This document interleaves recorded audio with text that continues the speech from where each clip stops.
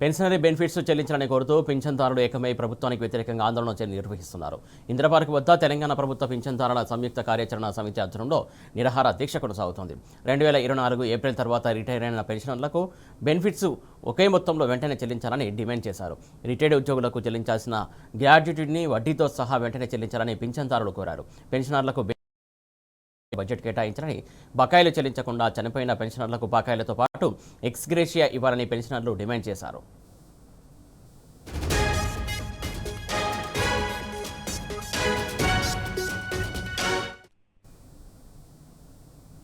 Right, ఇటు ఇంద్రపార్క్ వద్ద పెన్షనర్లు ధర్నా నిర్వహించారు. దీనికి సంబంధించి పూర్తి అప్డేట్స్ మా కరెస్పాండెంట్ మహేష్ అందిస్తారు. మహేష్, చెప్పండి, పెన్షనర్లు సంబంధించి ప్రధానంగా వారి డిమాండ్ ఏంటి? ధర్నా ఎందుకు నిర్వహించారు?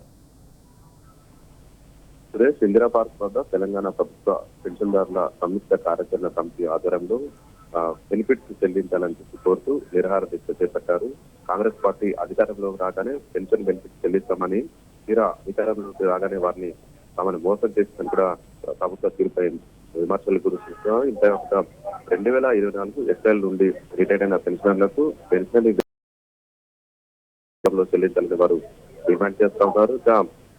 పెన్షన్ తో పాటు గ్రాట్యుటీ వడ్డీతో సహా చెల్లించాలని కూడా వారు డిమాండ్ చేస్తున్నారు. రాష్ట్ర వ్యాప్తంగా ఈ సమస్యను పరిష్కరించాలని ఈ రోజు 33 జిల్లాల వ్యాప్తంగా కూడా ఇటు నిరాహార దీక్ష చేపట్టారు. ఏప్రిల్ 2024 నుంచి దాదాపు 9,000కు పైగా మంది రిటైర్ అయ్యారు. వివిధ కారణాలతో ఇప్పటి వరకు 33 మంది పైగా చనిపోయారు. అయినా కానీ ప్రభుత్వం నుంచి స్పందన లేదని కూడా వారు మండిపడుతున్నారు. ఇక ప్రతి నెల 700 కోట్లు బకాయిలు విడుదల చేయాలని, క్లియర్ చేస్తామని చెప్పి కూడా ఇంతవరకు చెల్లించలేదని కూడా ఆగ్రహం వ్యక్తం చేస్తున్నారు. ఇక మా డబ్బులు మాకు ఇచ్చేందుకు ప్రభుత్వం ఎందుకు ఇంత నిర్లక్ష్యం చేస్తుందని కూడా వారు ఆగ్రహం చేస్తున్నారు. అంతేకాకుండా సీఎం తో పాటు ఇప్పుడు సీఎం ని సిఎస్ ని అధికారులను కలిసినా గానీ ఎలాంటి ప్రయోజనం లేదు. ఆఫీస్ లో తిరుగుతున్నాం తప్పించి మా సమస్య పరిష్కారం కావట్లేదు కూడా వారు ఆగ్రహం వ్యక్తం చేస్తున్న పరిస్థితి కనిపిస్తోంది. ఇక ఈహెచ్ఎస్ ఇంతవరకు అమలు కావడం లేదు. అంతేకాకుండా కూడా వారు ఒప్పుకోవట్లేదు కూడా ఆగ్రహం వ్యక్తం చేస్తున్నారు. 2020 నుండి కూడా రిటైర్ అయిన పెన్షన్లందరూ కూడా బెనిఫిట్స్ తో పాటు ఇటు గ్రాట్యుటీ వడ్డీతో సహా చెల్లించాలని ఇంతవరకు ఎన్నిసార్లు రిప్రజెంటేషన్ ఇచ్చినా గానీ వారు స్పందించట్లేదు, తమని అహీనంగా చూస్తున్నారు అని కూడా వారు ఆవేదన వ్యక్తం చేస్తున్న పరిస్థితి.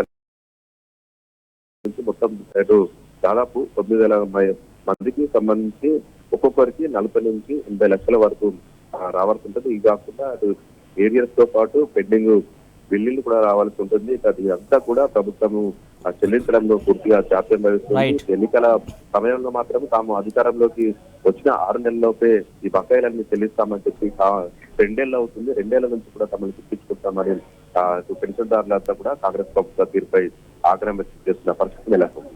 Right, thank you Mahesh.